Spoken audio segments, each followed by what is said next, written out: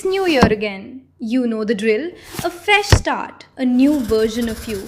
You make a plan, you feel unstoppable, and you tell yourself, this time I'm serious. And then February arrives. The habit slips, the streak breaks, and you're left wondering, why do I always do this? Here's the truth, you're not weak. Your mind just doesn't follow instructions, it follows training. A young mahout sits on a powerful elephant with a map in his hands. He knows exactly where to go. He gives instructions and gets ignored. His father watches and smiles. You can't command strength, you train it. He climbs up, sits steady, gives a tiny cue, and the elephant moves smoothly. Not from fear, but from familiarity. Now the boy tries the same way.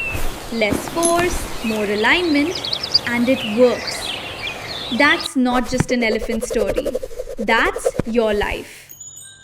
Real change is boring in the best way.